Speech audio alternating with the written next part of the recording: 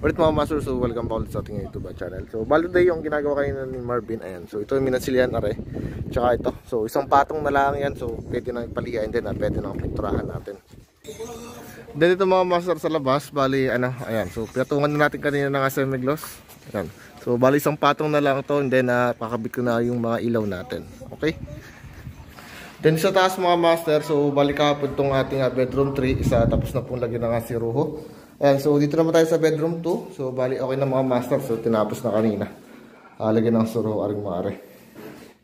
Then ito na sa mga CR mga master. Ayan, so bali siya nga pala, yung ating parang shower heater natin, isa dito ulit sa labas.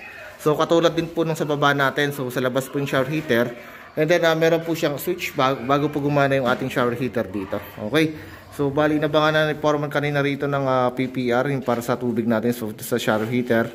Ayan. Then sa loob mga master, are, so kinasadar ka na ni Foreman dito yung sa water line natin. Okay na. Then peltadahan na are. Okay na. Then ginawa rin ka na ni Foreman, so dito sa may ano natin. Ayan. Sa may bathtub, so inislaban ni Foreman dito. Ayan, so binuhusan kanina. Ayan, para magsakto yung ating bathtub din eh. So niploringan din aring ating para sa slab. So okay na. Ayan. So okay ano natin, bali kakasan na lang, then itatalis na lang itong ating ano na ito. Itong sa may bathtub natin. Alright? Then dito sa CR mga master, starting na po tayo rito ng pagta-tiles ng ating walling. So ito na yung ating alis kanina ng isang mason natin. Ayan mga master. Then ginawa ko kanina, so nagabang ako rito ng dalawang box.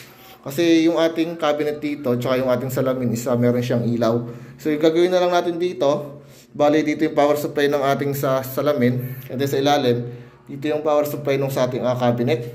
Ayan, so dito guys, maglalagay tayo rito ng switch para po sa control ng cabinet tsaka yung sa ating salamin po. So wala kasi siyang switch, so dito ko na siya ilalagay.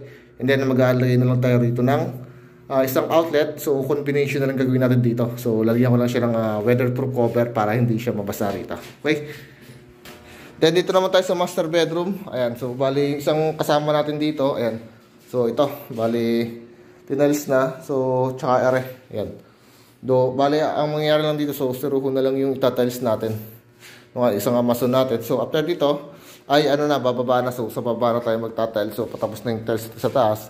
So ito na lang, siguro ito ang next natin, itong ating sa may terrace natin. So iba yung tiles niyan mga master. Okay, so yun lang muna mga master, pali-update ko lang kayo today. Salamat po.